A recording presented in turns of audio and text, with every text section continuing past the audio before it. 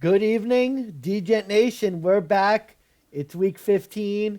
It's the week 15 pick segment, as always, with my boy, Big Bucks Beta. How are you, my friend? Good. It's a nice Saturday evening. The lady is whipping up Christmas cookies as we speak. Well, it's only So, Friday. It's only Friday, so that's the first mistake. we made a lot of mistakes last week, so I figured I'd just keep it rolling. Unfortunately, I will say we brought this up at the recap for those who did see. We will be catching fire for this segment. Not the catching fire we're used to. I had to run and grab Jim Beam fire. I will be catching that today. Not looking forward to that, but it is well deserved considering how terrible I did last week. The only solace is we started the week off with a Thursday correct pick, correct handicap. We're back on the Yeah. saddle. We both said we wanted to take Seattle. We were looking for reasons and we couldn't find any. And turns out San Francisco just ran away with it. Geno Smith had no chance, and literally Brock Purdy is, as I said, he is a Kyle Shanahan system quarterback. He fits perfectly. Couple mistakes he could have made that could have cost or at least turned the tide of the game. But at the end of the day, the Niners got the job done. They got the cover. It was not even a sweat. Um, Yeah. DraftKings had a nice little boost that I hopped on. Christian McCaffrey anytime touchdown boosted to plus 100. Hit at the end of the first half. The Pat McAfee special on FanDuel. I normally avoid these like the plague. Unfortunately, I avoided it again because he notoriously had a losing streak on those. He had George Kittle, Christian McCaffrey, both anytime touchdown. McCaffrey receiving and rushing yards, 80. That was Also, money. both hit by the end of the first half. Money. That was plus 750. So if any of you jumped on that, congratulations. You got a good Congratulations, yeah. hit. But no, it was nice to at least hit a good anytime touchdown boost just to start the week. Managed to double what was left of my DraftKings money. So we're live for this week, and we have Yeah. 15 games, and We uh, got a lot to get to. Yeah, we got a we have a lot to lot get to to. get to, a lot to fight about, a lot to discuss, a lot to debate. Money Mansman, your thoughts on the Thursday night game? Real quick. Yeah, San Fran's defense just too much. Never really one of those games where the Seahawks had chances, but you never really felt like if you were a Niners better last night, you never really felt the game was in doubt. And Mm-mm. you look The at it fact that it now, was only three, yeah, it was and only you three and a half. well, San Fran backup quarterback. But no, I mean, I said it on the Twitter page at DGens Podcast for anyone interested. Yes, sir. Said it yesterday. Tell you what, the NFC with Seattle free falling, baby, we are live with the Giants free falling, the Seahawks free falling. It is, Seven teams on the bubble in the yeah, NFC, yeah, there it is wide open. So fun to times ahead. include the entire NFC South and now including the entire NFC West. Believe it or not, the Rams are mathematically still in it due to the Seattle Seahawks loss. Yeah, so Unbelievable. We're in yeah, that time frame. We're at the tail end of the season. This is where shit gets serious. This is where your real handicapping yeah, skills need to come into play. yeah. This is not week 1. This is not week 5. This is the end of the season. This is where teams decide they're going to get real, or this is where teams decide they make some crazy fucking moves, and it throws you. So this is where you have to be. Yeah. You basically have to be on the Yeah. money these And I'll tell next you few what, weeks. Cinderella is starting to get squished. Some of those Cinderella teams from the start of the year are starting to get squished. Midnight is approaching for Cinderella. I love it. I love it. Yes, sir. I love it too. And you thought that was crazy.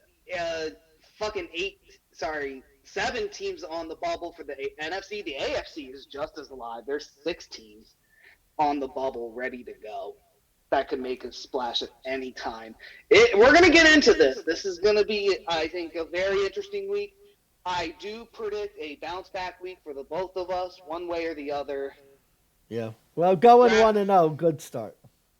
Yes, sir. And we also get to start with some Saturday games of all things. Yeah. Yeah, so It's my if mother's you're ready- birthday tomorrow, so I won't be watching much football, but Yeah.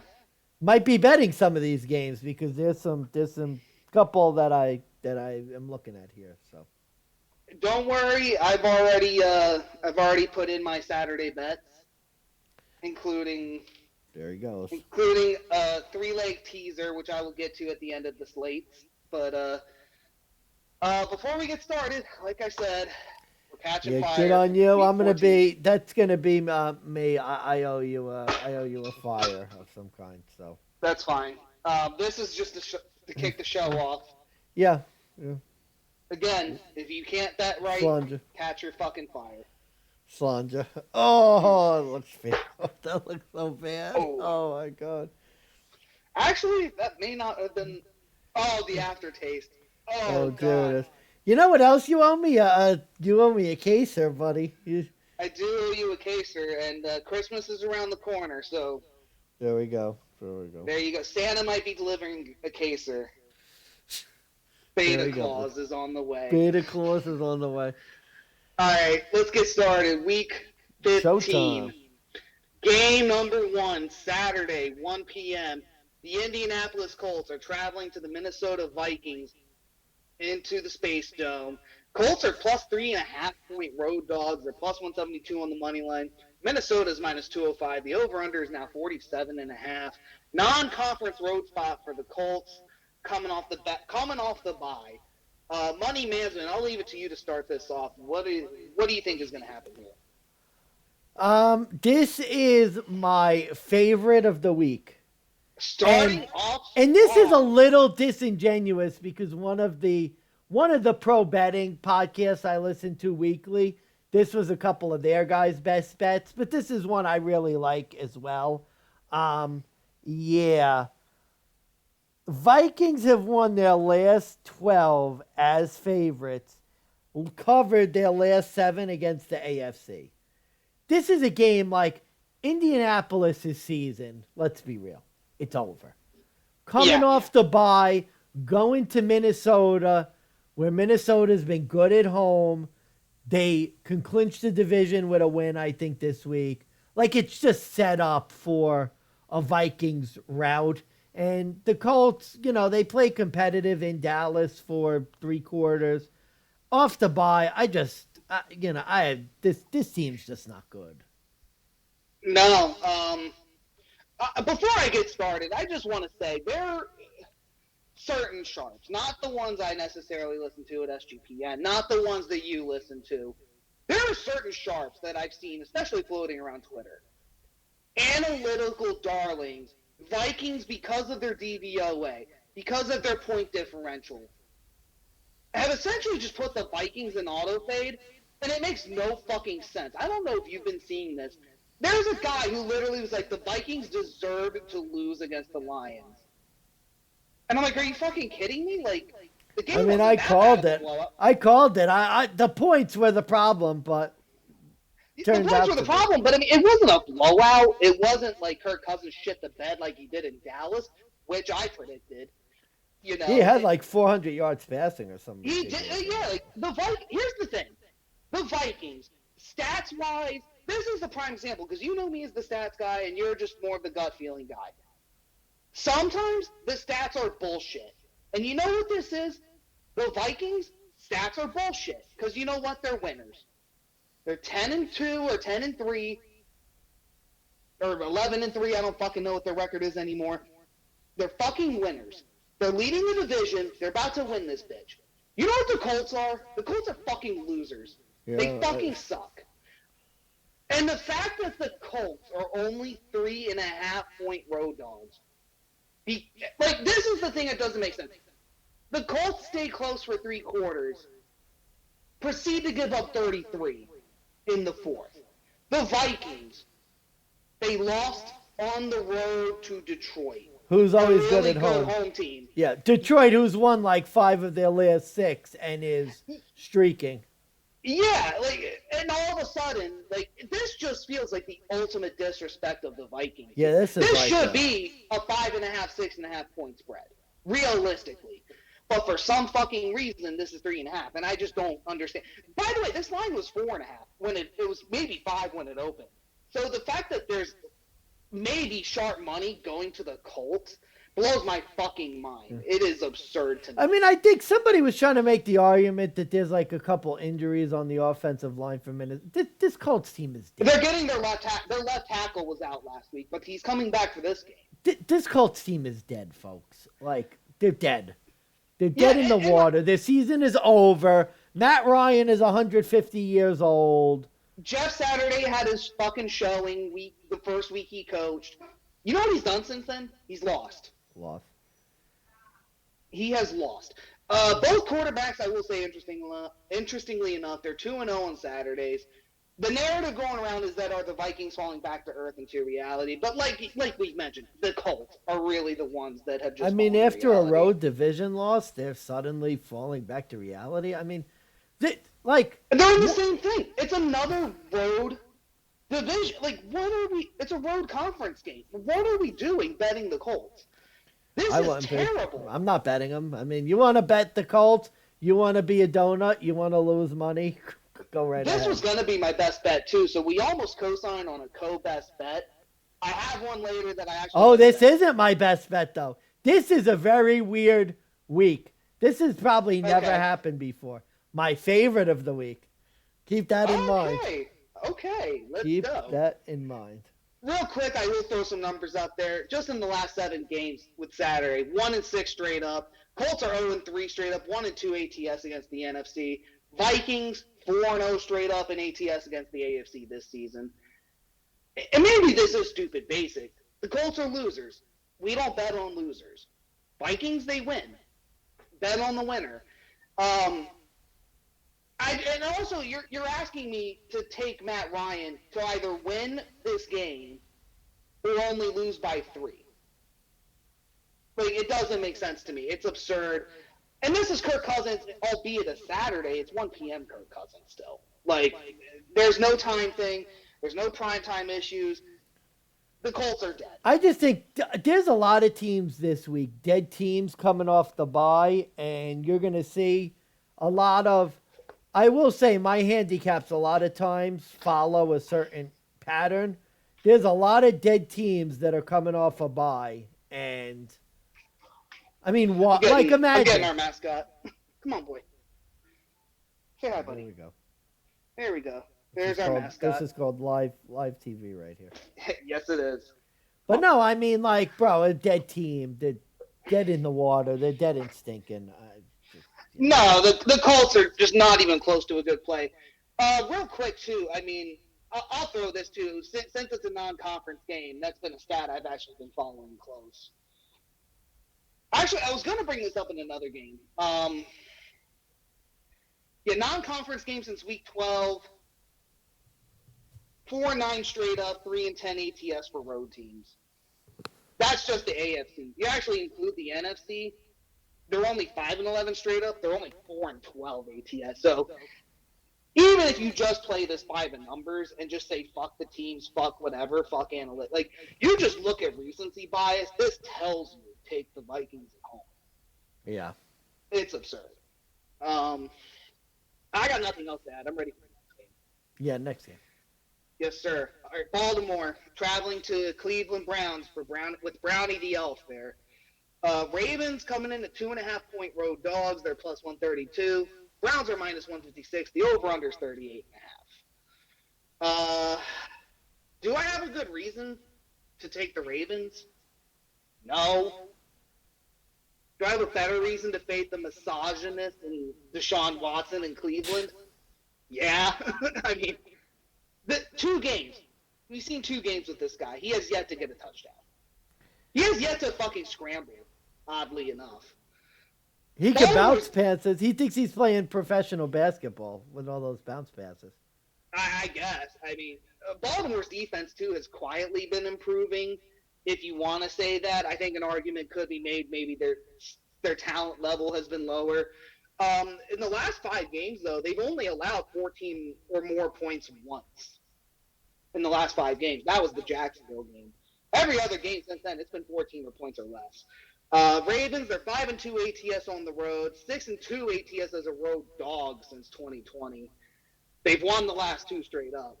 Tyler Huntley is in. Lamar Jackson is out. We've seen the spot last year with Huntley, and again, this is a weird thing. I thought if Jacoby Brissett was in, I'd see this game differently. But now that Deshaun's in, I look at it like this. Ravens as an underdog on the road. They're playing Cleveland, who has only beaten the Ravens 4 times since 2015. I'll risk this as my dog of the week. Oh, wow. I will risk this as my dog of the week because I just don't understand why Cleveland is even favored. This should be a pick'em at the best to me. Wow. And I'm getting plus money for Baltimore, who, number one, even with Tyler Huntley, they stereotypically beat Cleveland. Cleveland looks worse with Watson, and the Ravens' defense has kind of shown improvement as of late. It's a road dog, yeah, but you know what? Like, a lot of the other dogs this week, as we'll go over, they're kind of pick-em sort of games. This one's like an actual underdog I can get behind, no questions. Not no questions, but it's a real underdog. So, not by default per se, but this is my dog of the week. Wow. Okay, initial impressions first. Initial impression, well, first off, my initial impression is to avoid this game, which I will be doing. I want no part of this one. My initial impression was like you. These teams have played close. It was a 3-point game in Baltimore last time. The fact that you have Huntley in is good because, you know, there was fear, like he was out, like, at the end of the last game. Was he going to be out again? Were you going to be stuck with like Anthony Brown or whoever the hell else? The Ravens were going to wheel in a quarterback. So, you know, getting the Ravens plus points in a game that could be close is, you know, is kind of what I'm looking at. And like you said, Watson hasn't been good. Cleveland has not been good. Nick Chubb, too, actually, by the way. Nick Chubb has his worst yards per game rushing against the Ravens. So, for a team that I think will stop the rush, yeah, Watson can't throw. Well, that defense has been different, Roquan Smith, since they got him. So, yeah. He's been the real deal for them. My issue with this, and why I would never make this my dog of the week, is Cleveland at home is a different team. Cleveland, yeah, they suck. No, Cleveland at home is better than Cleveland on the road. They've been better at home all year. Now, their record doesn't necessarily show it, but if you remember, they lost home to the Jets in that bullshit game. They lost home to the Chargers where the guy missed the field goal. Like, they're a much better team at home and play a lot more competitive at home than they do on the road. So that was a little bit concerning, but... I could give you that. They have won and covered the last 2 home games. They beat the Bengals, who they stereotypically do. They beat Tom Brady in that overtime game. Which... Tom Brady. We're going to talk about Tom. We're going to talk about Tom Brady later in this show. Yeah, no, I'll give you the argument. Cleveland plays closer at home than they do on the road, but I also see this as like the Ravens. I just think it's being another line where maybe the line's fair because it's Huntley, but I just think it's disrespectful. I mean, it's like, what have the Browns done recently to make you think they're 2.5 home favorites? Well, I think it's more. I think it's more the fact that the Ravens have a backup quarterback in. I guess. I mean, if the Ravens been good, have the Ravens been good? Were the Ravens good last week? They should have lost last week, but we went over that yesterday. Yeah, no, they. But should they have lost? Yeah, but I mean, that was with the idea of Kenny Pickett and Mitch Trubisky fucked up hard. By the way, fun stat. Only 2 quarterbacks have ever thrown 3 picks in their debut starting. When they came in for a quarterback replacement. Kenny Pickett, when he came in for Mitch Trubisky earlier this year. That's crazy. and Mitch Trubisky coming in for Kenny Pickett last week. That is crazy. That is insane. That's hilarious. I saw that earlier, and I thought that was hilarious. But no, my pick here, I'm taking the Ravens. And again, it's not like the dogs I do like. They're more like pick'em situations to give you a little bit of a spoiler. They're not like it could flip flop at any point if any news breaks out. Yeah. In a couple games, we'll get into one that's like that. But dog of the week, just because of the number, just because of the situation. That's my thing. Both games, by the way, I didn't mention this for the Vikings Colts game. Vikings games, a lot of them have gone over. This is a game I oddly enough predict under for the 47.5. Matt Ryan on the road has not been as good as he's been at home. It is going to be in a dome, which I think will be interesting, but I think Minnesota getting the home field advantage. It's a Saturday primetime game. I think the crowd could be an issue. Matt Ryan, too, again, like, even across three quarters, even with the game before against the Steelers, he has not cracked 250 yards in like almost 4 or 5 games. Yeah. So I'll give that one the money management stamp of approval there. Yeah, so under 47.5, only because that's a bit of a steep issue. If the Vikings go up big early, they're going game manager. They want to win the division. Yeah. Baltimore Cleveland is another underplay, 37.5. Deshaun Watson's not going to do shit, and let's be real, Tyler Huntley's not going yard like Brock Purdy anytime soon. I actually don't endorse this one. You think it'll go over 37? I think games in Cleveland have been 4-1-1 to the over this year, and I actually think that number is a little. The last two were a push and an under, and that was. Let's be fair. The over on the 45 was a push, and that was 32-13 when they beat Cincinnati back on Halloween. Yeah, this 37.5 is a pretty low number here. I don't. Yeah, but what has Deshaun Watson done? I mean, like he hasn't scored a touchdown. Yeah, but he could throw a pick six, and then your under is in danger. I mean, that's 7 right there. I could see that, but I just think.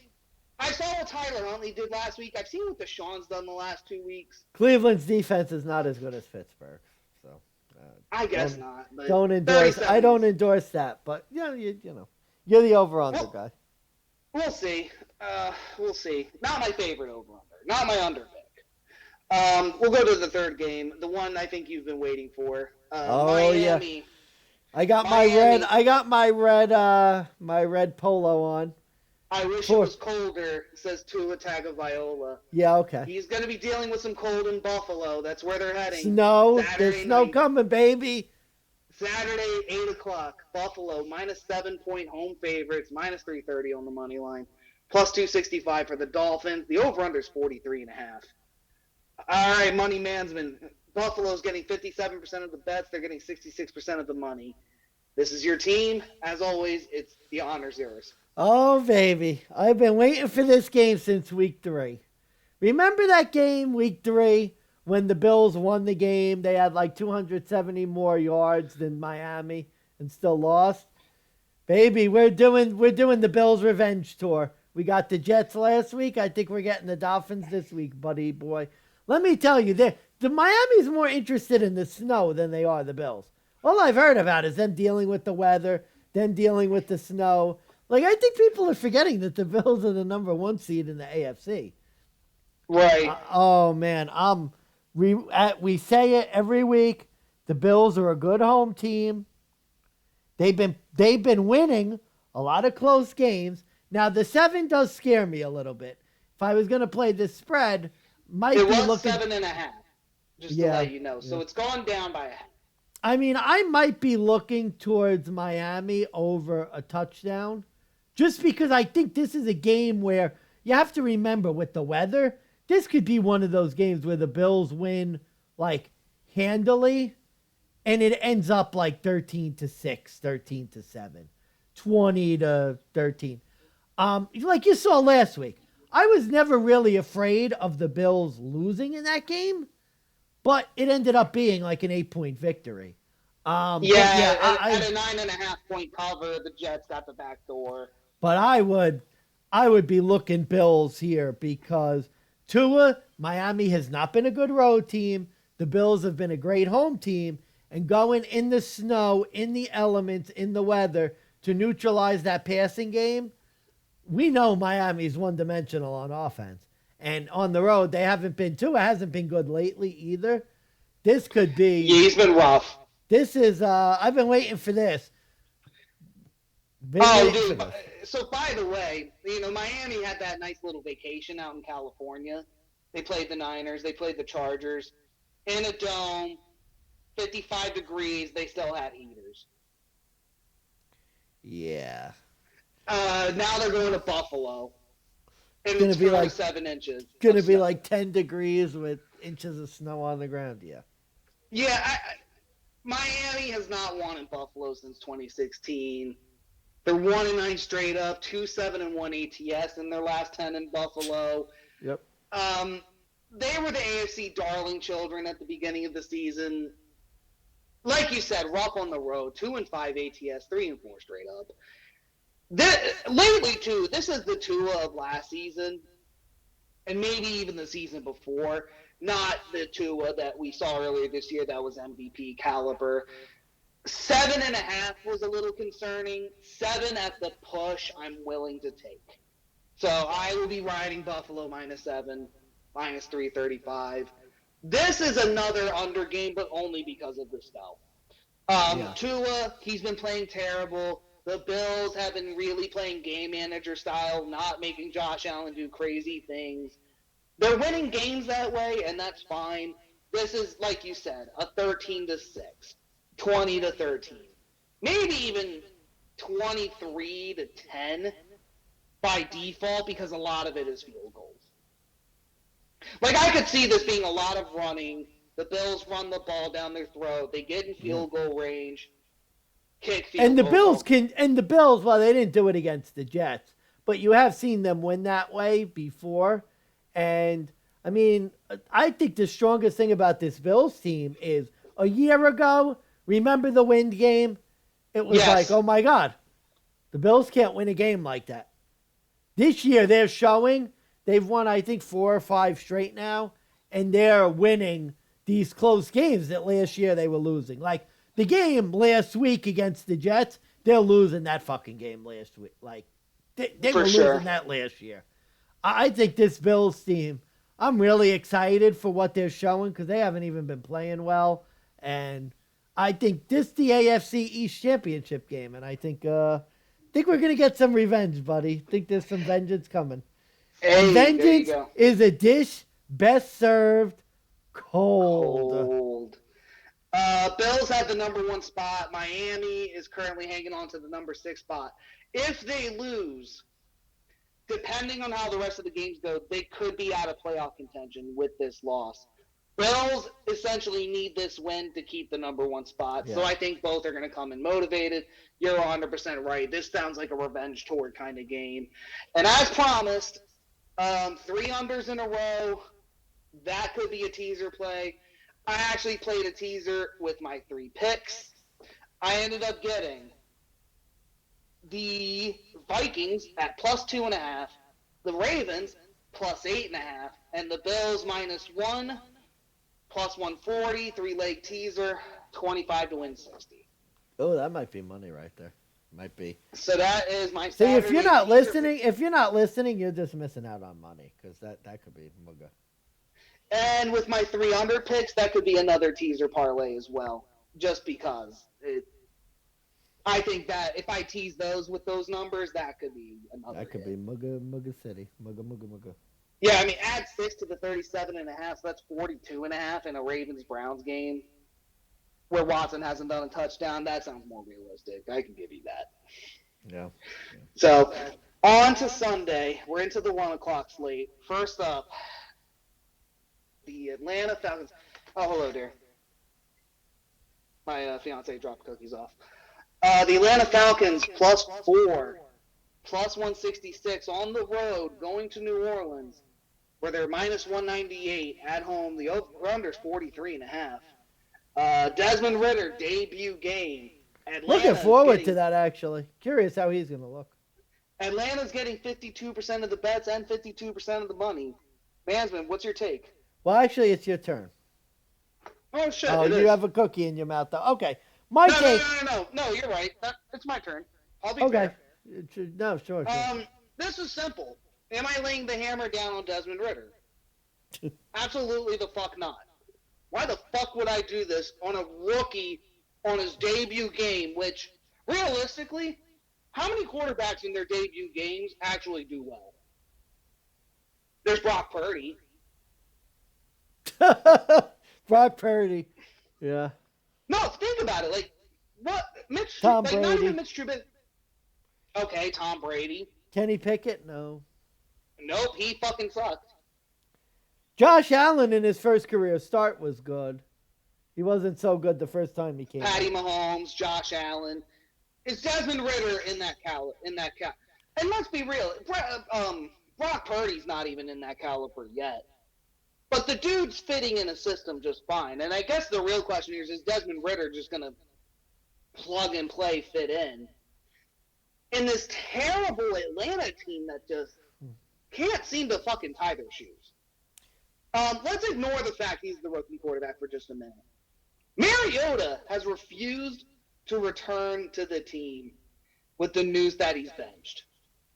Clown. So now he doesn't even have a backup. He doesn't even have the guy that was starting that he could go to.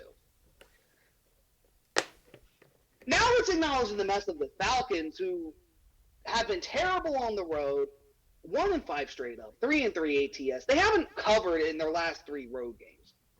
On top of the fact they haven't even covered 6 of their last 7 overall, after starting the season 6-0 ATS. Yeah. You want to go back a full calendar year? They've won how many road games, Jason? A full calendar year. How many road games have they won? 1, maybe? 2. 2? They've won 2. Now, the Saints, we can be fair, they've been hot garbage in their own respect. At home, though, they're slightly better. Yeah. Straight up in ATS. Andy Dalton at home, yep. It's Andy Dalton at home. It's 1 p.m. And you actually look at their schedule and kind of ask what they've done. They beat up on bad teams. They've lost to the good ones. They also lost to Tampa Bay. But also, if you look historically, New Orleans just straight up owns the Falcons. They're 8-2 straight up in the last 10. It's one of those things where you hear Desmond Ritter, you hear Andy Dalton. You want to take the 4.5 with the rookie. You want to take the 4 with the rookie. I'm not doing it. I'm going to lay the 4 with Andy Dalton and the Saints at home. Yeah, I'm with you. I'm curious to see how Ritter plays, but you're right. Falcons' terrible road record. Here's my initial impressions. Falcons' terrible road record. Andy Dalton's been a better quarterback at home. Anybody's sort of division, so neither team is really dead, I guess. But yeah, by default, really. Yeah, this is a tough spot for Desmond Ritter. First start on the road against New Orleans. They're like throwing this kid to the wolves just to see what he has. I mean, well, especially too. My concern is that Atlanta's offense is just feel like the league has kind of figured them out. They like to run the ball. They run the ball. They run the ball. They run the ball. They give it to Cordero Patterson. Mariota might try to throw it, you know. Yeah, tough spot for the rookie. Yeah, I can't imagine the rookie's going to win or cover here. The spot just doesn't seem right, unfortunately. But I am intrigued. I think that is a game I will throw on Sunday Ticket just to see. Maybe he is the next big deal, and we just don't know. That's the thing with these rookie quarterbacks. You don't know if they're the real deal until you actually watch them. Mm-hmm. Kenny Pickett, a lot of people were hyped about him. A lot of people thought he was going to be the next Ben Roethlisberger. I saw 2 games, and I was like, he's not the guy. Yeah. I don't know if I'm going to bet it for the variance of that, because it's like a high variance play, and you're not going to see me rushing to the betting window to put money on New Orleans. So yeah. No, this is one of my few realistic no-bet games because it is New Orleans. They just kind of find ways to fuck things up. But at the same time, you know, hard for me to think that Ritter's just going to come out the gate and lead the Falcons to a divisional victory on the road. Yeah. In a spot where they historically lose. Yeah. All Looky right. there. Next one. Next game. Yes, sir. Okay, this one I think we're going to fight about. Detroit going on the road to the Jets. Zach, the MILF Hunter, is back in as the starter for the Jets. Jets are now 1-point home dogs, minus 102, minus 116 for the Lions. Over-unders at 43.5. Oh, by the way, that Falcons Saints game, that's another under pick at the 42.5. Or 43.5 now, so that actually kind of helps me. That's risky. Very risky. Not a bet I'm making, but as a pick, I'm kind of going with the rookie quarterback isn't going to do shit. Andy Dalton. A lot of running, maybe a lot of running. Well, they supposedly are going to feed Alvin Kamara a lot more in this game, which if that's the case, I think it's going to just naturally kill clock more. Not my favorite. Again, not my favorite under pick. Kind of like a default if the other team's not going to do shit and the other team's going to run a lot. Just seems like an underplay to me. Jets, Detroit. Here's the deal with this game. Detroit's getting 70% of the bets on the spread. They're getting 64% of the money.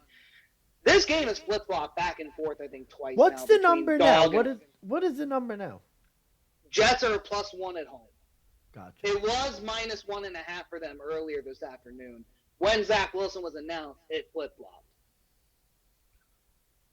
Probably appropriately so, but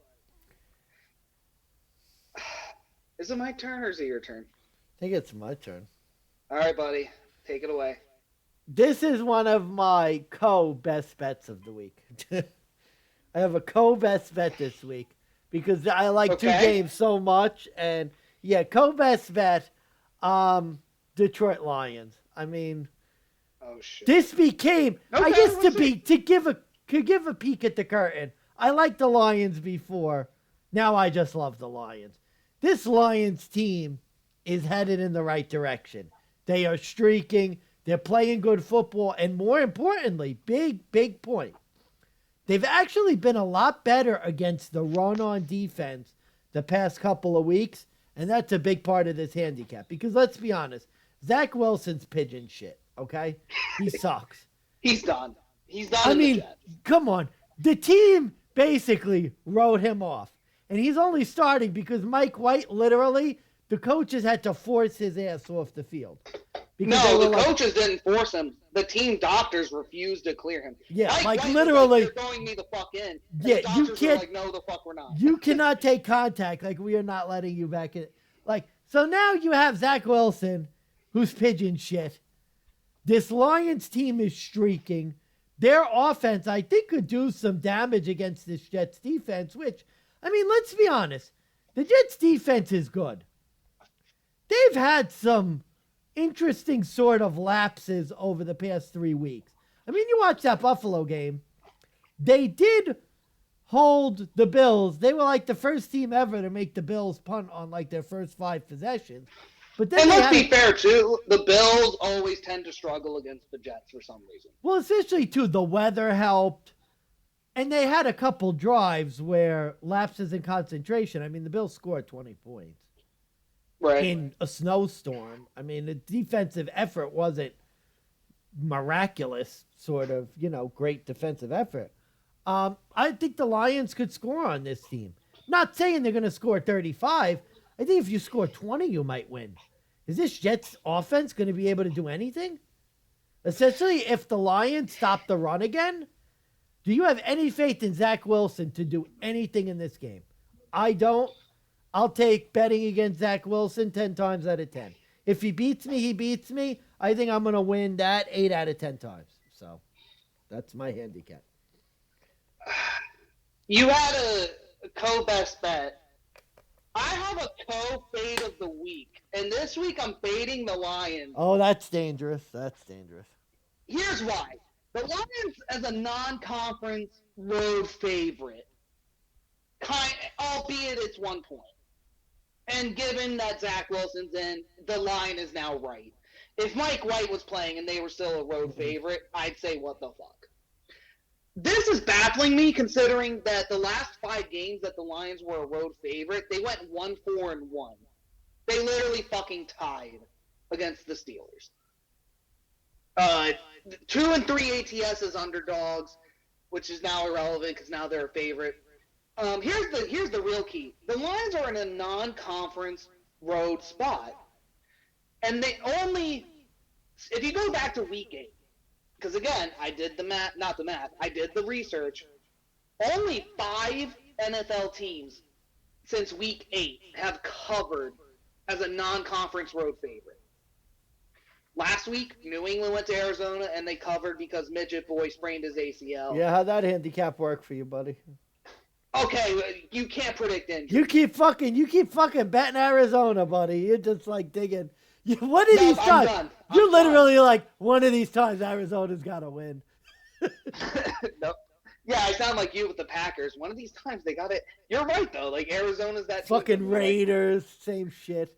Here we go. I'm gonna go next 4 teams. Non-conference road favorites since week 8. Washington when they went to Houston. Okay. Easy. Everybody beats Houston.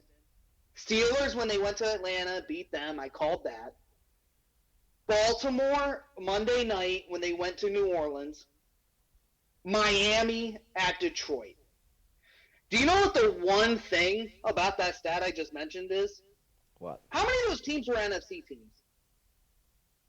One. One team since week 8 has covered as a non-conference road favorite in the NFC. And that was Washington when they beat Houston. An injured Mike White might be better than a healthy Zach Wilson. The Lions have historically found ways to fuck things up the minute that things start going right. And they look so goddamn good right now. And why do I think that is? Maybe it's because the only top 10 defense they really faced was the Bills, and they got them in a really bad spot because they had to go to Detroit back and forth. It was Thanksgiving, and the game where they really kept it close. The other teams they played, shit defenses. They were also at home. The Lions are now going from a dome. They're going out into the cold in New York. Jared Goff outside. The Jets' defense is still pretty solid. They're coming off a rough division loss against the Bills, which we mentioned earlier. By the way, this season, do you know how the Jets are after a loss, Jason? Good. 5-0 ATS. Oh, well, that's a little misleading. They could have lost last week. They very easily could have not covered last week. They didn't come off the loss. They came off of Mike White. I just think that was a loss. You're right. See, I just think this is a special. You almost have to throw away all your stats. This is a special circumstances. Zach Wilson was literally inactive a week ago. The team wrote him off. They were literally Mike effing White shirts. Bro, the first time this kid misses a pass, they're going to be Jets fans throwing beers on the field. No, I'll pay this in advance because Detroit fucked up my Minnesota Cup bet last week, so let's just call this a keeper. I'll pay in advance. Crazy. This is no disrespect to the Lions. They have been great lately. I'm not trying to say they're a shit team now. What I'm just saying is that there's a time you back a good team when they're hot. There's a time you fade them. This is the time you fade the Lions because they look so good. Now they're going on the road against a non-conference team. If Mike White's healthy, I agree with you. With Zach Wilson, he is unbettable at this point. He is unbettable. You can't. I'm not betting this game. And that's why this is a co-fade because you're right. The minute Zach Wilson was in, it was hard for me to change my handicap for the reasons I listed. But I can't bet this. You're 100%. Yeah, okay. At least I could get. Yeah, you cannot. I cannot bet this game. And it's weird because Zach Wilson's 5-2. But the most I would do is a round robin. If I find 2 other dogs plus money, I'll round robin it at best. I mean, it's literally like when you think about it. Zach Wilson was 5-2, but like the Lions are probably better than a lot of the teams that Zach Wilson beat earlier in the year. That Bills game was fluky. The Bills could have won that game, but whatever. Weird sort of spot. Well, if you look before the Bills, you know who they beat? Steelers and Green Bay. They beat Green Bay. And Zach had like 100 yards passing that They game. went to Chicago. It was 31-30. They went to the Giants, beat them in a spot where I didn't think that would happen, but it's okay. They lost to Buffalo, really close, fluky game. They played Jacksonville. Killed them. At home, and they got Minnesota at home. Again, you look at those teams, one good defense. All the 5 other teams, their defenses suck. The Jets have a really good defense here, and that's the key. I think you get Jared Goff outdoors with a good defense, the Lions on the road as a favorite where they're never really good or covering. This is like the prime spot you would do it, but because it's Zach Wilson, I can't. That's why I like the game, because it's Zach Wilson. Because if it's Mike White, it's like it's a no bet for me. But Zach Wilson, like... Oh, if it's Mike White, it's my best bet. The worst possible time. I just think, like, the team's morale. Quinnen Williams might be out. Major piece on the middle of that defense. No Corey Davis. Yeah, and that's why this isn't my first overplay of the week. Jets defense, they are a little susceptible. Lions games just tend to go over anyways. Zach Wilson, unfortunately, this is a game where I think he's going to be fighting either for the starting job or he's auditioning.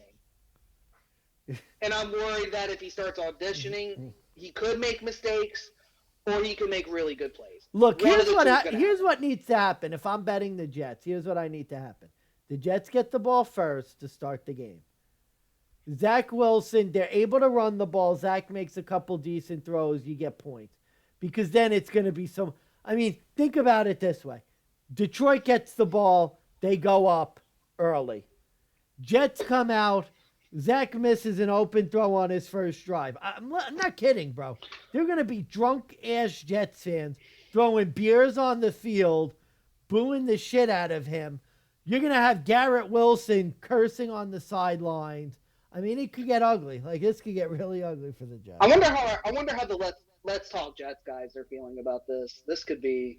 Trying to be upbeat. I can appreciate that. Here's to the Jets, co-fade of the week. Sandra.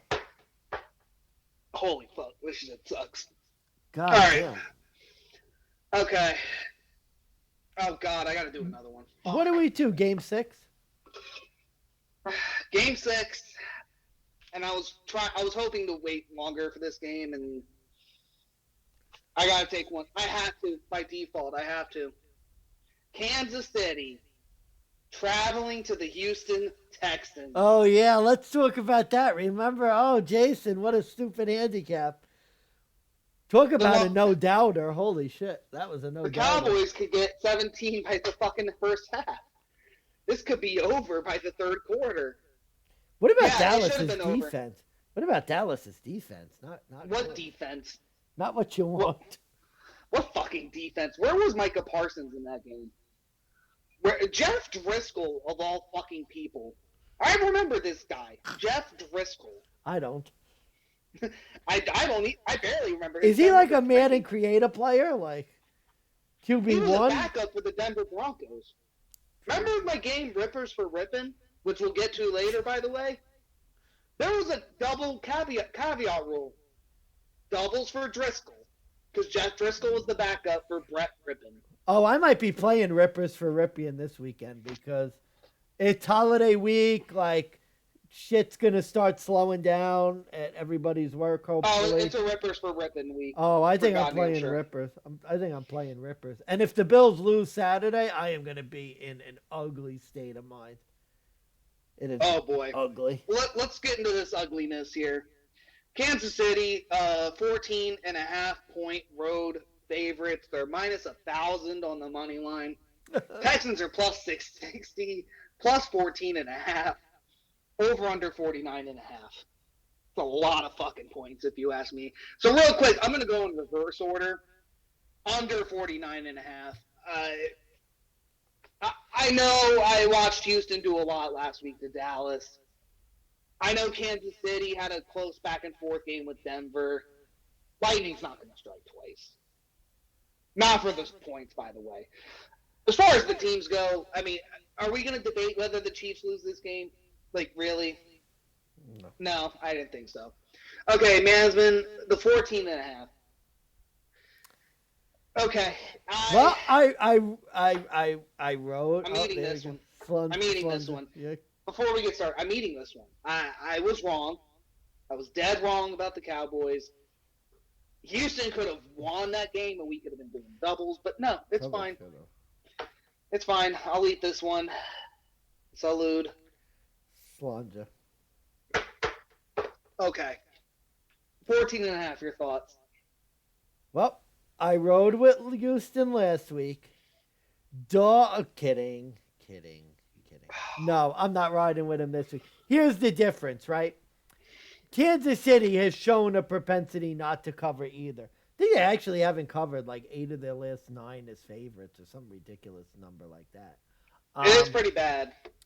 Here's my thought, though, in this game, my handicap for this game. You look at what Kansas City's done the past couple of weeks, especially against bad teams. They've gotten up really big early. And then they've sort of let down. I don't think like the Houston, Broncos game where they went up 27-0 and then proceeded the to let Rams, Russell Wilson. The Rams game, the Broncos game. Now, the Rams game they did cover. It was a 15.5 point they covered, but you're right. But, you know, it was like a close sort of.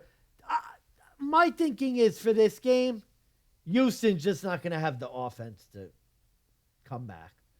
I mean, no offense. What they did last week was that was their Super Bowl. I feel like you ex me.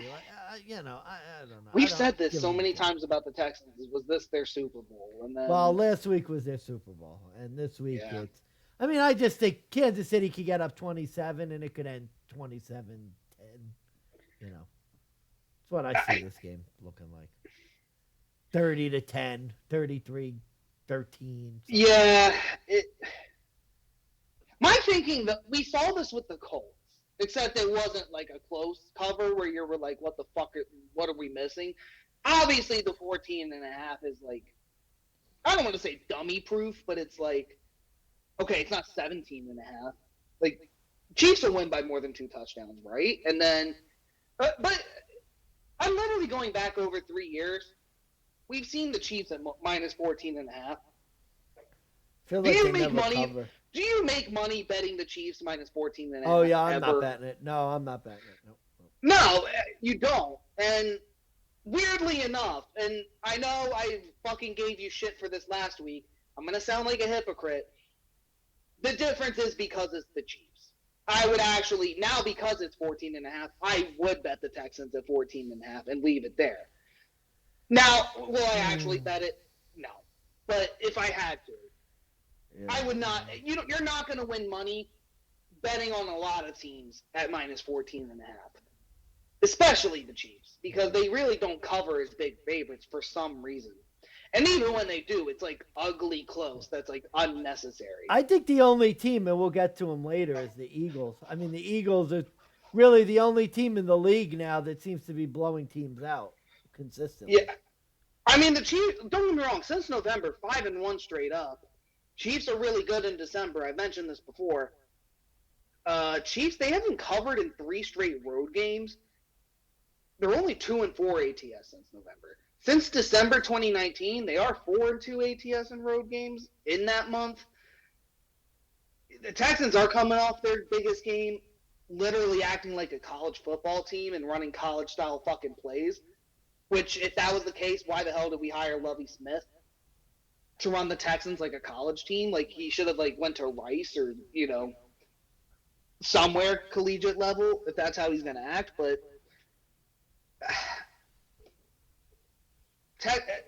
you look at the Texans' last 2 games, too. The Texans lost by 14 and 20 the last 2 times they played the Chiefs. That was with Deshaun Watson.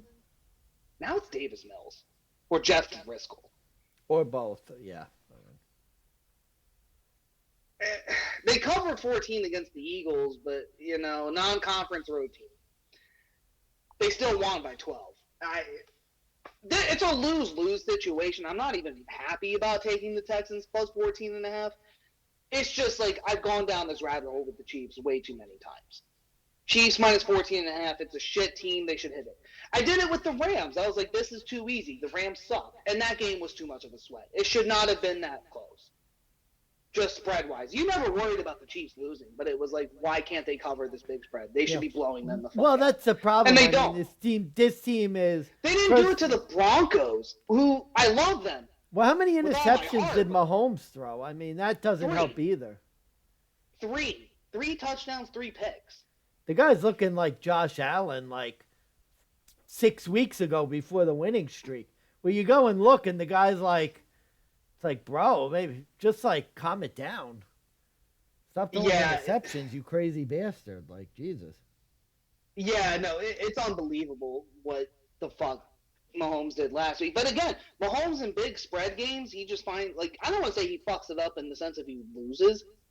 It's just with the spread. Like, for some reason, like, Kansas City just finds new ways to fuck up the spread wins. Every fucking time it gets, like, above 6.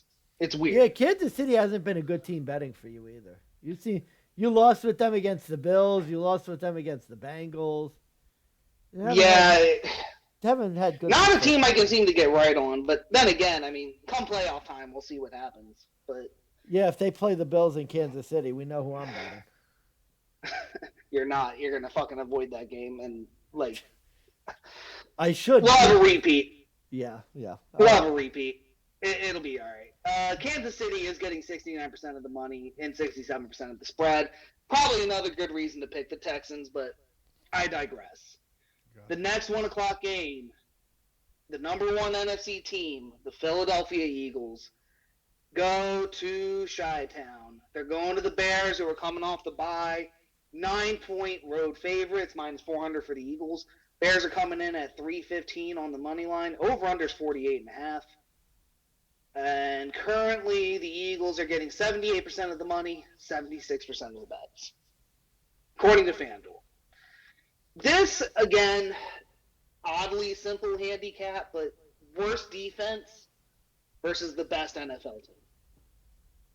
Chicago has the least NFL sacks, the worst third down percentage on defense, and they give up an average of 25.6 points per game on defense. 4th worst in the NFL. I know you look at 9 and you think that could be chalky. Justin Fields has had close games before. I think the Eagles get to 10 by halftime. The Eagles might get to 20 by halftime. Yeah. It's not more. I mean, you saw what they did to the Titans, right? You saw what they did to, like, other teams. It's dangerous when a team can run the ball well because they could just run it and the Bears can't stop the run. So there's really no garbage time because you just keep running and you just keep going. You just keep going, yeah.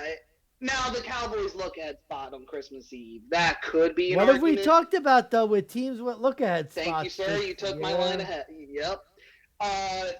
Massacre. We're looking at a massacre spot for the fucking Bears. And especially this Eagles team who all year, when they've been confronted about look aheads, we're focused on this game. We're focused on this team. We're trying to win here. We're not looking to next week. Like we're looking at this team. We're going to talk about them. They're laser focused week in and week out. And especially too, like we can get into next week a little early. Micah Parsons and the Cowboys are already looking ahead to the Eagles game, and he's already been talking shit about Jalen Hurts. Jalen Hurts was literally like, I'm focused on beating the Bears. They should probably be focused on their opponent. It's unreal, like how laser focused and locked in this Eagles team is this season. It doesn't really even help. The Eagles have owned the fucking Bears for 5 straight games going back to 2013. They covered and won both games, all 5 games. Bears haven't even won or covered at home in 4 in a row. They're 0-3 ATS against the NFC East this year. This looks like 0-4. I don't even think it's a question of 9. I think it's a question of like what number do you actually say the Bears would cover by? You would have to alt spread the Bears. That's my handicap. I mean, You have to alt spread the 17, Bears. you know, like that's what you're looking at. 17, I mean, 21. teasing 9 and 6 is 15. I don't even think 15 is It's enough. not enough. Like, it's not enough. you could tease the Eagles down to 3 with 2 other locks, and like, Think you, you went easy. Yeah, it's Oh, go ahead, buddy. ahead. Oh, I was just gonna say over 48.5 for the over under here. Eagles might score 48. The Eagles could score 48. If the Bears do keep this close, it's a high scoring, running back and forth game. Well, remember, the Eagles' defense could be susceptible to the run. So that's your one concern. That's my one concern why it's not higher up on my board in terms of, like, potential bets. Because I do have a little bit of concern about the Eagles' rush defense.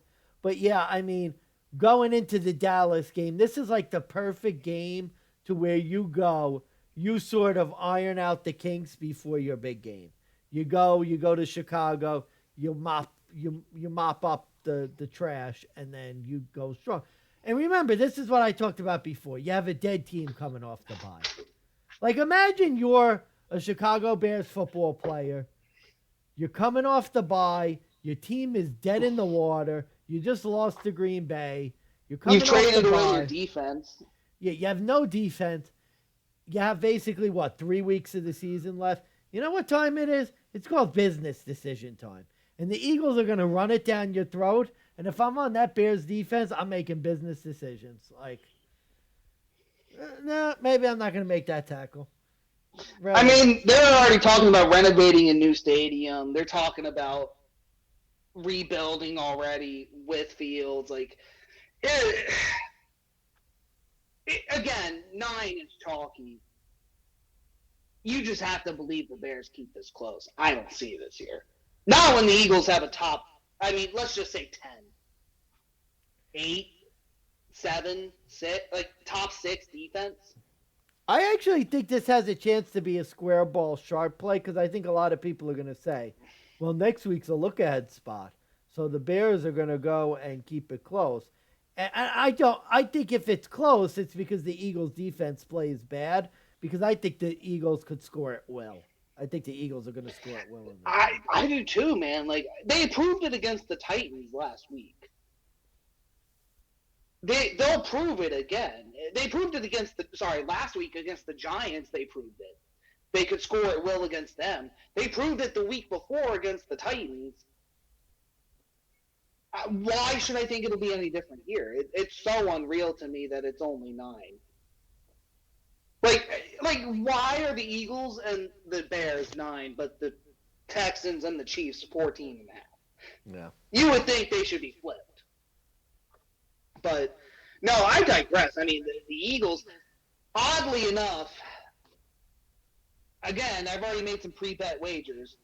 This was another one, and just through my research, I'm playing around with this, and this is a FanDuel insurance parlay where if I get one leg wrong, it's refunded to me.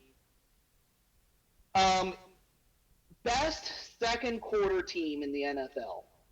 The Eagles. Best first half team, ATS, the Eagles. Mm-hmm. I bet the Eagles minus 3.5 in the second quarter because they also have scored the most out of any NFL team in that quarter. It's a lot for a quarter. Wow. 176, I want to say. Like, it's a lot of points they scored in the second. First half spread minus 5.5. Eagles to score 14.5 over in the first half. Eagles to win the second quarter by 3.5 and a Devonta Smith anytime touchdown. They have been finding him more recently. They've been utilizing him. I think they're going to keep this up. And again, I think they're just going to score it well. That was a 4-leg same-game parlay plus 490. I think that's got a could be damn man. good. Got a shot. Got a shot. Yep. So a lot has to go right early. And then if Devonta Smith has to wait till the second half, it has a shot.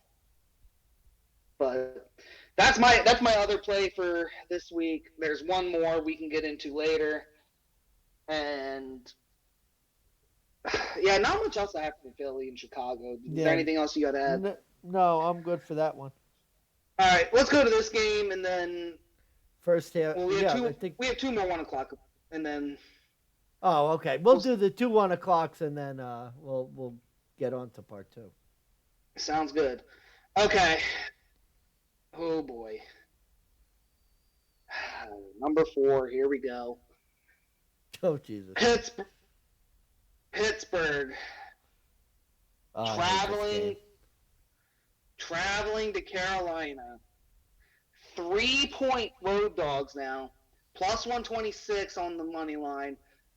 Minus 148 for Sam Darnold and the Panthers. Over-under is only 37.5. Money is pretty much split down the middle. Your handicap, Mr. Mansman. Boy, oh boy. Now, see, this is hard because Carolina's been good ATS. Like, you think about it.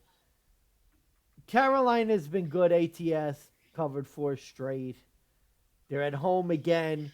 They seem to be a team that, since the firing of Rule, has been playing better football. 6-1 ATS in their last 7. Yeah, I mean, so there you go.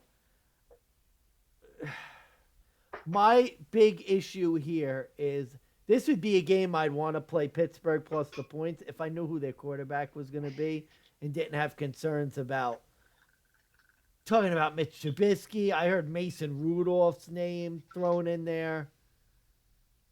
I'm concerned that Carolina is not going to be able to run the ball because you look at their offense, they basically just run the ball. They can't throw. Well, they don't throw that much. Well, yeah, when Sam Darnold was asked about his success, he goes, yeah, we're a run team. Like, he knows.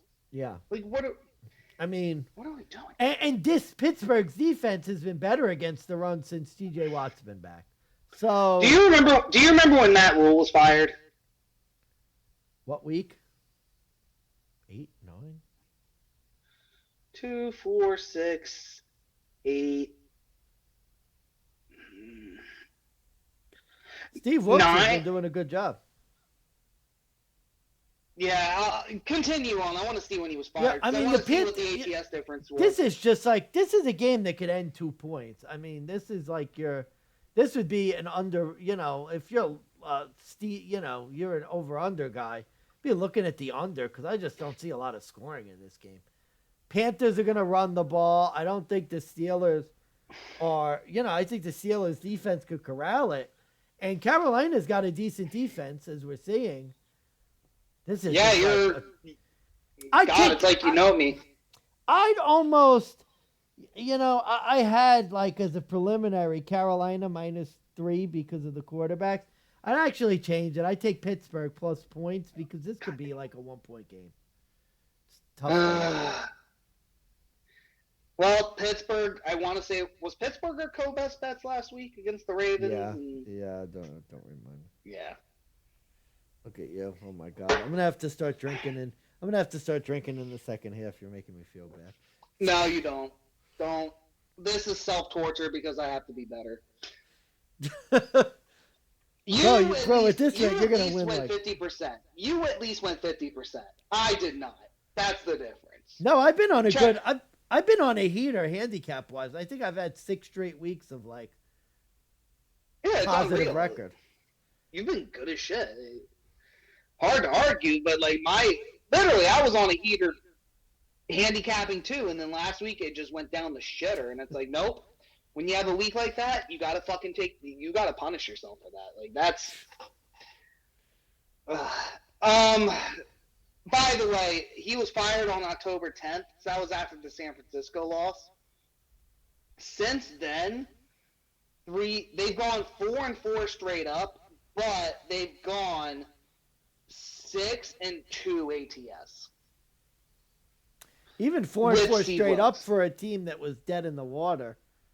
Pretty good. And considering the quarterback situations, too, they were back and forth between P.J. Walker, Baker Mayfield. Bro, they were in second place. They could make the playoffs. They could take the division. I mean, it's crazy. Yeah. Carolina's won and covered 3 in a row at home. Darnold's looking good.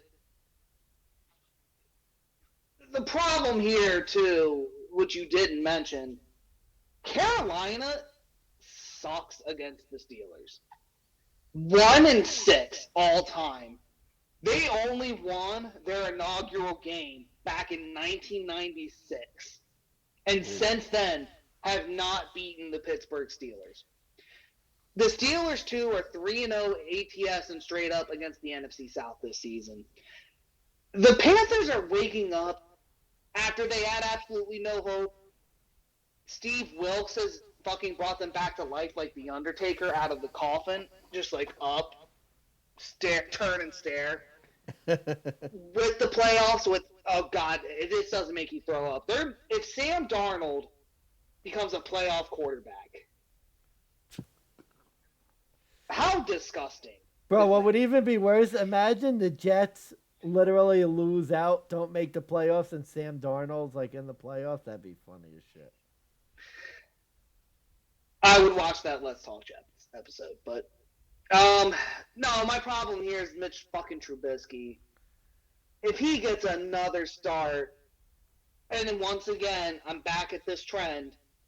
Steelers, non-conference, road spot. They're a road underdog, which going back to week 10, non-conference road dogs are 6-10 ATS. Could happen, but it's like looking like a 1 of 3, 1 of 3. Tomlin's back is against the wall. Steelers should have won last week. I don't think the same mistakes happen against Carolina. I think there comes a time you have to fade Sam Darnold. I really was praying you were going to talk me out of this with your handicap, and I was going to come to you and say, well, I changed my pick to the Panthers. I'm going with the Steelers here in a weird road spot. I'm not good about it. Yeah, this is an ugly game. I hate this game. I just hate because, if the Steelers had a quarterback, they're an underdog. They're better as underdogs. Tomlin's good as an underdog. Although I wonder if there's anything that's going to come out of this story where allegedly there's talk that there's like a possible coach trade where the Steelers might trade Tomlin to the Panthers because he has some connections with like the new Panthers ownership or the Panthers general manager or something. I was going to ask if you could trade a head coach, but I remember that happened. Yeah. With John Gruden. We all know how that ended in the long game. Well, he won a Super Bowl. So did Trent Dilfer, Joe Flacco. Kurt Warner. I mean, imagine Josh Allen's not going to win a Super Bowl because of Patrick Mahomes. Well, they said the same thing about Jim Kelly and, he didn't win Joe Montana, Steve Young. They won Super Bowls. Jim Kelly didn't win a Super Bowl, neither did Dan Marino. So R.I.P. Just kidding. Yeah. They're not dead. But... I'm done with this bullshit game. All right, last 1 o'clock game. We'll take a quick break. We'll get into part 2. Oh, boy. I think we're fighting here. I have a feeling we're going to fight. Dallas goes back on the road. They go to Jacksonville.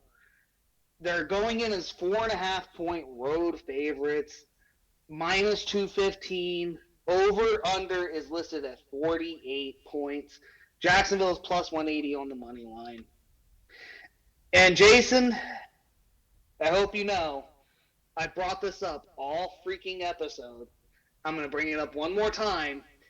The non-conference road trend. This is the one time you absolutely fucking fade that logic. Jacksonville Jaguars. I don't care. 1-20. Straight up 3-18 ATS since 2018 against NFC teams. Yeah. Yep. Jags have lost 20 in a row. They have failed to cover in 10 straight games against the NFC. Cowboys this year are 3-0 against the AFC. And especially too, you look at the last few games, they sleptwalk through the Texans. God, Sleptwalk through the Colts game, got lucky. Sleptwalk through the Colts. They didn't get sleepwalk. They got lucky. The Giants before that, they gave up the backdoor cover. You're getting the Cowboys as low as I think you humanly possibly can. Again, you could look at the look-ahead thing. I think the Cowboys are kind of looking ahead. It's a big concern considering Jacksonville has looked really good at home lately. They've looked really good in general lately. Yeah. Bottom line, though, is Dallas still won. For the most part, they covered. I mean, except for the Giants and the Texans. Again, bad team, bad spot before look ahead. I hope Jacksonville brought the lube. I think they're going to get really fucked in this game. See, no. Nope. There's only, and I'm not saying I'm rushing to play this game either, but Jacksonville 4.5's the only play here. I get the stats. Games in Jacksonville have actually been close. The underdogs have actually covered the last 7 at Jacksonville's home stadium. Jacksonville, we all know the stats that they can't win on the road. They're a better team at home. We know that already. I just think Dallas has the wrong mindset. Now, normally, like I said, I don't mind a team looking ahead. Weirdly enough, real quick, sorry, underdogs have covered in every home game at Jacksonville. Yeah, so means the teams that play close there. And, look, I mean, like I was saying, you go look ahead spot, and we've talked about the look ahead spots where the teams have gone, mopped up, done what they're supposed to. No offense, this Cowboys team has a terrible attitude. Ezekiel Elliott last week. Well, man, we went and won the game. Okay, you were happy with that performance? Really? Micah Parsons, he's already looking forward to the Eagles game. I think Dallas is a poorly coached team. I don't think McCarthy's a good coach. That's fair. They've sleptwalked through all of these games against the AFC South. I think this might be the one that bites them. I think Jacksonville could win this game outright. I think this could be the upset of the week, strangely enough. Not saying I'm betting it. I don't want to, you hit a ding ball 17-point underdog last week. I'm not trying to go back to the well again. I'm just saying that this Dallas team, they've been sleepwalking through games, and it's not like they're saying the right things either. They're basically saying, oh, well, we won, no big deal. I think they could. Yeah, and especially after that Texans game, you shouldn't have won. And oddly enough, it's one of those things where they were only down by 3. The Texans could have kicked the field goal to make it a 6-point game. Maybe a mentality switch would have hit. They still would have lost, oddly enough. So I get it in the sense of Dallas is not only potentially looking ahead to Philly, they're just straight up being disrespectful to everything else, and they just were like, fuck it, we win, what do we care? Not thinking about how they actually performed. I just think, again, maybe this is going back to the Detroit argument. I just think there's a time you fade the team, especially because they've looked so good recently. And then there's a spot where you go, wait a minute, if this was any other circumstance, I wouldn't be betting on this team. I'd be betting on the other side.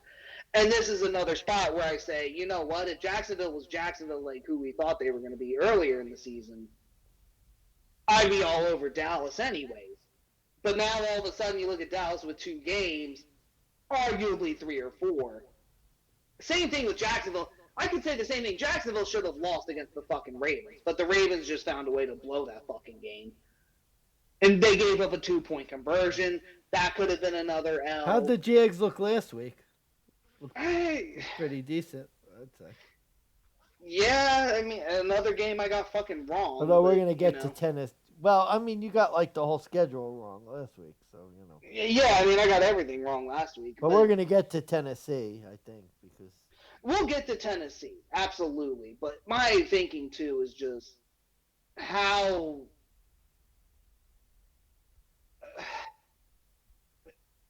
you give me this week 1. Who are you riding? The Cowboys. You give this to me week 10. I'm taking the Cowboys. If you gave me this with Cooper Rush, maybe I'd think about it. yeah, this is your Barney Bester. This is like a Barney. It really is. Yeah, I'll give you that. It's a Barney Bester because Dallas is getting a lot of money. They're a public team. But even your handicap is very Barney-esque. It's a very Barney sort of better 101 handicap. Oh, well, the team played bad last week. They'll play better this week. Dallas is just a better team. And it doesn't really, it's pretty much just a Barney sort of handicap. Well, it's also more of like the Jags suck against the NFC. Now, I know I said 2 weeks before, Jags suck on the road. I also said the Jags lose to the fucking Titans. But that was more of and we'll get into it, that was like a Titans favoritism thing, which we're going to get into. Yeah. Not necessarily me thinking about Jacksonville. I think of Jacksonville, and it's like, wait a minute. They were a home favorite against the Giants, and they still fucking lost. They were a home favorite against the Texans, and they fucking lost. Home favorite against the Broncos in London, they lost. Don't get me on that game. That game still hurts. I mean, there just comes a point where it's like, sometimes you can get a read on a team. The Jags, I just think it's inconsistency. Because sometimes they look great, and other times they look like last year. And I know Doug Peterson has experience against the Dallas Cowboys. He has experience against Dak Prescott. I think it will come into play. I think there's a reason Doug Peterson got fired. I mean, say what you will, but Dallas 4.5, I just think is too low for me to not pick them. Yeah, well, good luck with that. If you bet it, I hope it works out. I'm not playing the game, but I don't know yet. I haven't decided, but it's one of those things where, like, if you play it and it misses, you're kicking yourself in the nuts. But if you don't play it and it ends up being a blowout, you're just like, wow, I should have fucking played this. I fucking knew. Then again, knowing our track record, you're confident on this, and I'm like, oh, I don't know. Means Dallas will probably win by 70. So yeah, maybe, but no, that's it for the 1:00 games. That's it for Saturday. Yeah, woo! A lot of games we got through. Guess got through 10, I think. I want to say 10 games. We have 6 left. Okay, there we go. Yeah, 6 left, and we can get heat. We'll get heated into those, but yeah, guys, check out part 2 for the rest of the slate. It'll be upcoming. Will there be more fire to be caught?